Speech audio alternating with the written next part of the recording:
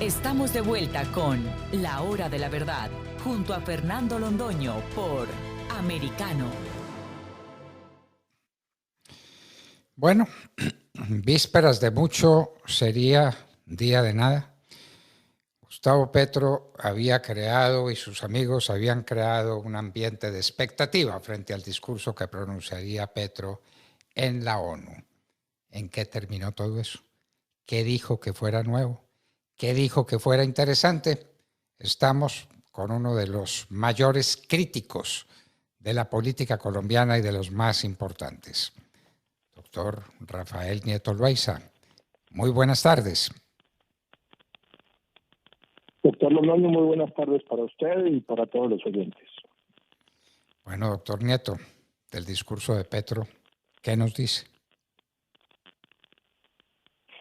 El discurso de Petro hoy es uno emocional, prerracional, lleno de falacias y sumamente preocupante. Empieza con una defensa tácita de la coca como una mata amazónica que, lo entrecomillo, absorbe el CO2. Olvida que es por sembrar coca que se deforestó la selva y que es por producir cocaína que se envenena en sus aguas. Lo que él sostiene es que es al revés, es que la coca ayuda a la absorción del CO2. Por supuesto, tal cosa no es verdad en términos estrictos. Ya, como todas las matas, la de la coca absorbe el CO2. Pero como estaban hoy los cultivos de coca en Colombia, en Perú y en Bolivia, en realidad lo que ocurre con esa coca es que se deforesta la selva y que para la producción de cocaína se usan unos componentes químicos que envenenan las aguas. Basta mirar, por ejemplo, las muestras químicas de las aguas que se toman en los ríos colombianos de la Orinoquía y la Amazonía, que vienen de tierras donde hay amplios cultivos de coca. Se viene después con una andanada contra el glifosato, al que clasifica como veneno. Lo primero que hay que recordarle a Petro es que el 95% del glifosato que se usa en Colombia se usa en cultivos lícitos, no se usa contra la coca. El glifosato es un producto que se usa para deshiervar y lo usan además en prácticamente todos los países del mundo, en muy distintas variables y cumple una función muy importante en la producción agrícola, lícita. En el caso colombiano, dejar de usar glifosato supondría que la producción agrícola colombiana lícita caería entre un 30 y 40%, generando una crisis alimentaria sin precedentes. Olvida también el presidente Petro, el doctor Londoño, que todas las agencias internacionales medioambientales y de control para la producción de alimentos seria en Canadá, en Estados Unidos, en Europa o en Japón, le han dado un visto bueno al uso del glifosato, que entre otras cosas tiene hoy más de 50 años. Dice, además, otra cosa que tampoco es verdad, que los campesinos no tienen más opciones que sembrar coca para cultivar. Esto es falso, absolutamente falso. En Colombia viven alrededor de 10 millones de personas en las zonas rurales y apenas 100.000, menos del 1% en realidad, se dedican a cultivar coca.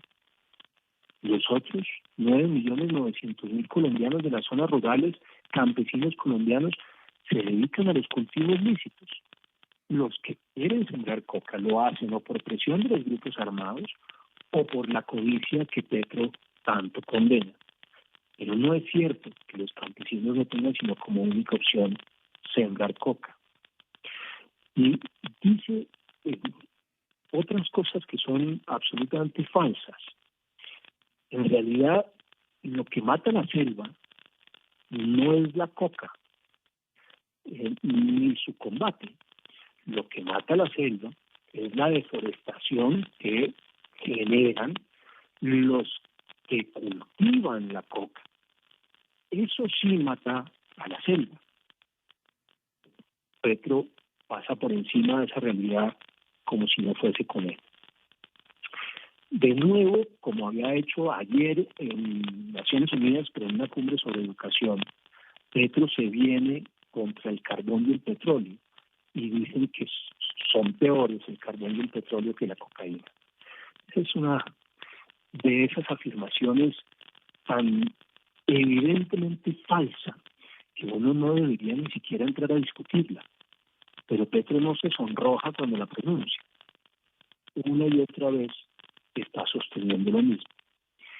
Y finalmente se viene con un ataque feroz contra el capitalismo, contra el mercado, contra tener, contra consumir, y dice que es el consumo lo que lleva a las drogas.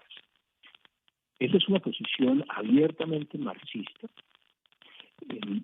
Su formación comunista queda expresada claramente en ese ataque sistemático contra el capitalismo y olvida también los hechos. Y por eso decía yo al inicio de esta intervención, doctor Londoño, que lo que hace Petro es contrafáctico. ¿Cuáles son los hechos?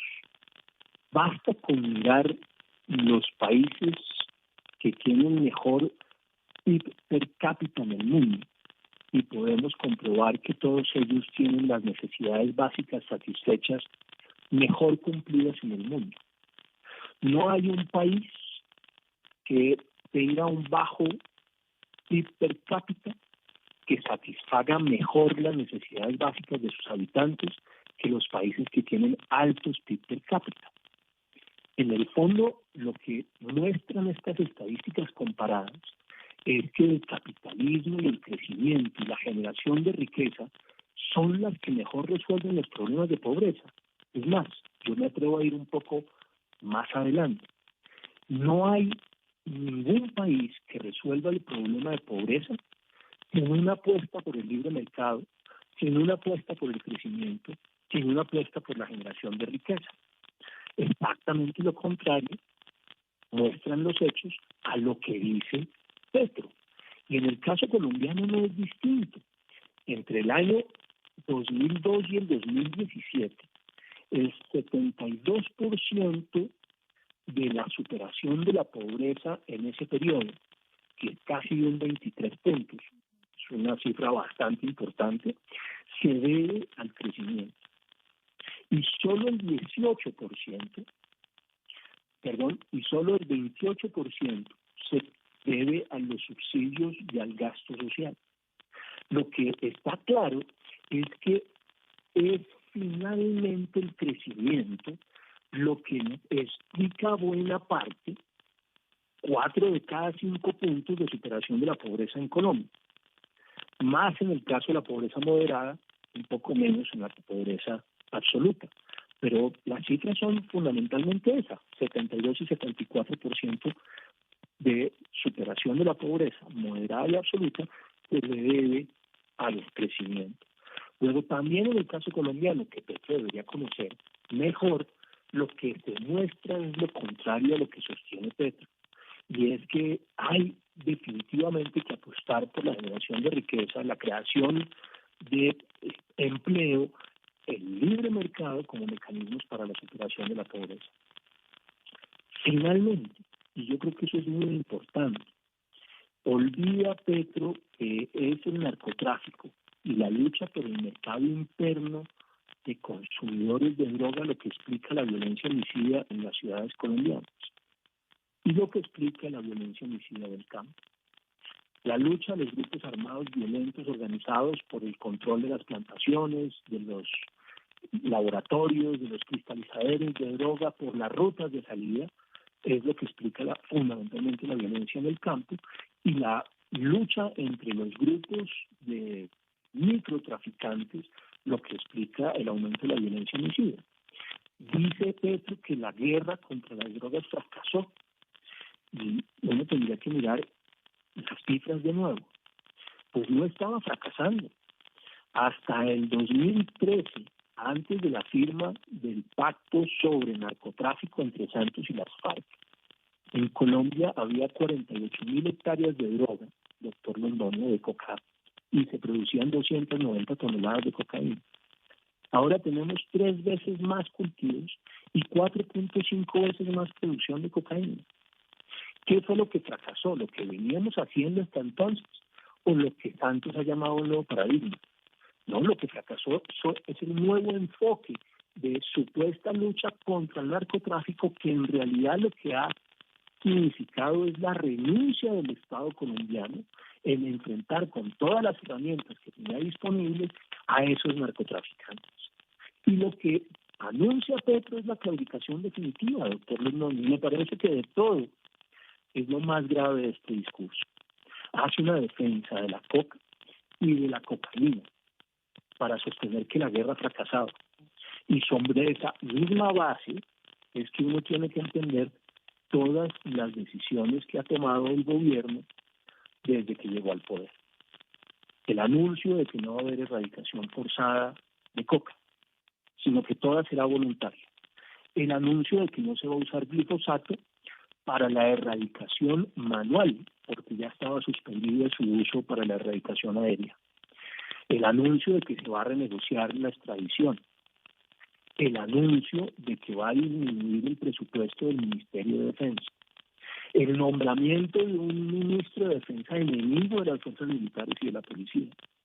El anuncio de que la policía va a salir de la órbita del Ministerio de Defensa y van a crear un ministerio distinto llamado de la seguridad y la paz y la convivencia, lo que va a hacer mucho más difícil la coordinación entre las fuerzas militares y la policía en la lucha contra los grupos violentos y en la lucha contra el narcotráfico.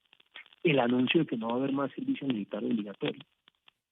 Si usted se sienta y suma todo ello, más otro anuncio terrible, que es el de que no va a haber más bombardeos contra los grupos armados ilegales, con lo cual se renuncia a una ventaja sustantiva estratégica que tenía el Estado frente a esos grupos armados, que era su poder aéreo.